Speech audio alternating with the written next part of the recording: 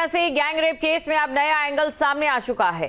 अब तक के खुलासे के बाद नशा, सेक्स और धोखे की ऐसी सनसनीखेज कहानी सामने आ चुकी है जो नशे के किसी बड़े सिंडिकेट की ओर इशारा कर रही है। उधर पीड़ित ने मेडिकल टेस्ट ने अब कई और सवाल खड़े कर दिए हैं।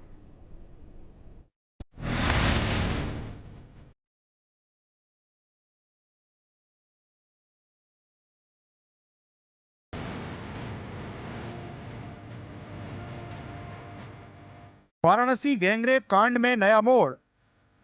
शहर में एक्टिव है नशे का सिंडिकेट। काशी की वारदात से पुलिस पर भी सवाल। वाराणसी गैंगरेप कांड में रोज सनसनीखेज खुलासे हो रहे हैं। अब पीड़ित लड़की की मेडिकल रिपोर्ट ने इस केस को नया एंगल दे दिया है। सूत्रों के हवाले से बताया जा रहा है कि पीड़ित लड़की हेपेटाइटिस बी पॉजिटिव पाई गई है। पुलिस अब पीड़ित का डीएनए टेस्ट भी कराने की तैयारी कर रही है। इस खुलासे के बाद आरोपियों के हाथ पांव फूल चुके हैं। वाराणसी में गैंगरेप पीड़िता का मेडिकल परीक्षण 2 बार किया जाता है और इस परीक्षण में बताया जा रहा है कि वो हेपेटाइटिस बी पॉजिटिव है। ऐसे में उसकी तबीयत को लेकर भी लगातार इस समय चिंता का विषय बना हुआ है। उसकी तबीयत इस समय ठीक नहीं है। साथ ही ये भी बताया जा रहा है कि जल्द ही पुलिस पीड़िता का डीएनए टेस्ट भी करा सकती है। हालांकि इस बारे में अस्पताल के डॉक्टर कुछ भी कहने से इनकार कर रहे हैं, तो वहीं पुलिस भी फिलहाल पूरी तरीके से गिरफ्तारी होने तक कुछ भी कहने से बच रही है।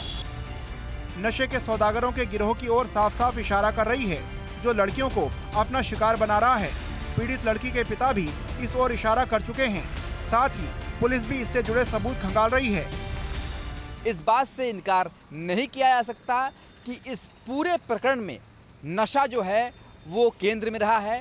ड्रग्स की सप्लाई और ड्रग्स दे करके जो पीड़िता है उसे किस तरीके से लगातार नशे में रखा गया, इस पर भी पुलिस का लगातार जोर रहा है। हालांकि पुलिस अभी आधिकारिक तौर पर तो कुछ नहीं कह रही है, पर इतना पुलिस ने ज़रूर साफ किया है कि इस पूरे गैंगरेप कांड में जो अपराधी हैं, जो आरोपी हैं, वो एक सिंडिकेट के तौर पर चलाते हैं और इस सिंडिकेट में कई और लोगों के भी जुड़े होने का ऐसा साक्ष्य पुलिस को मिला है।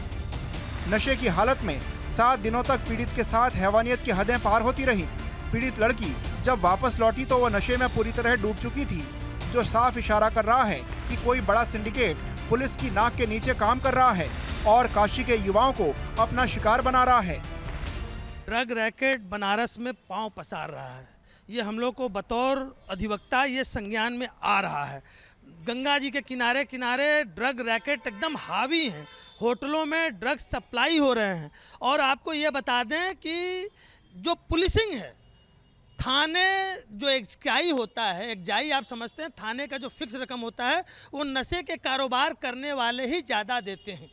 आप जितने भी गांजा बिक रहा है पूरे शहर भर में बिक जा रहा है। जहाँ भांग है वहाँ गांजा बिक रहा है। गांजा प्रतिबंधित है लेकिन बिक रहा है। आपको हीरोइन भी मिल जाएगा बनारस शहर में जो पीने वाले हैं। काशी की सड़कों पर फैले नशे के इस सिंडिकेट में एक कैफे का नाम भी सामने आया है। मलदहिया में स्थित इस कैफे पर पुलिस की टीम ने छापेमारी कर चुकी है। मालिक जमानत के लिए याचिका भी लगा चुका है। कहा जा रहा है कि इसी कैफे से इस पूरे कांड की शुरुआत हुई थी। वाराणसी के गैंगरेप कांड में जो मुख्य आरोपी बताया जा रहा है वो वाराणसी के मलदिया स्थित जगह पर एक रेस्टोरेंट चलाता है और वहीं पर ये भी बताया जाता है कि वहीं पर हुक्का बार और ड्रग्स की भी सप्लाई होती है। ये दरअसल वो रेस्टोरेंट है जो आप तस्वीरों में देख सकते हैं। इसका बोर्ड लगा हुआ है और आरोप भी यही है कि इसी रेस्टोरेंट और कैफ़े का मालिक पूरी ड्रग्स की खेप को यहाँ पर लाया करता था। इसने बेल के लिए वाराणसी के कोर्ट में अप्लाई भी किया है।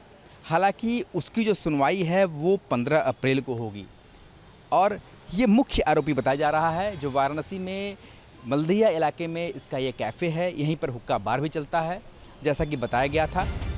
गैंगरेप के इस मामले में सियासत भी शुरू हो चुकी है। सरकार का कहना है कि दोषी चाहे कोई भी हो उसे बख्शा नहीं जाएगा। वहीं विपक्षी दल सरकार को घेरने की तैयारी में जुटे हैं। एपी से मेरी बात हुई है, किसी कीमत पर कोई बख्शे नहीं जाएंगे और यही नहीं हुआ है। अगर इसमें कहीं पुलिस की लापरवाही भी रही है तो उनको भी खिलाफ कार्रवाई की जाए और इस पर पूरी जांच करा कर शहर के चौराहों का कुछ रिकॉर्डिंग इकट्ठा कर रहे हैं और रिकॉर्डिंग करने के बाद कोई भी आदमी इसमें जो रहा है वो बचेगा नहीं। हम लोग तो बराबर कह रहे हैं कि कानून व्यवस्था ठीक नहीं है, प्रदेश में कानून का राज नहीं है, जंगल राज कायम हो गया है। लेकिन सरकार जो है बराबर जो है क्लिक चिन्ह दे रही है कि हम जो है हमारी सरकार और प्रदेश की कानून व्यवस्था बहुत बेहतर है जो है, और आंकड़ा भी फर्जी बता देते हैं कि बहुत सुधार हुआ है। पीएम मोदी के संसदीय क्षेत्र में हुई इस वारदात ने पूरे देश को हिलाकर रख दिया।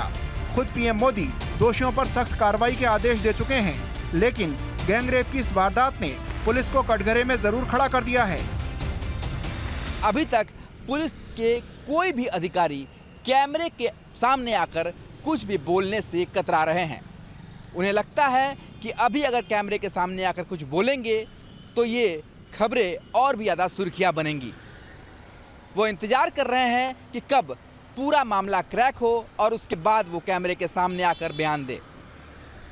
वीडियो जर्नलिस्ट शिवम मिश्रा के साथ सुशांत मुखर्जी, न्यूज़ 8 वाराणसी।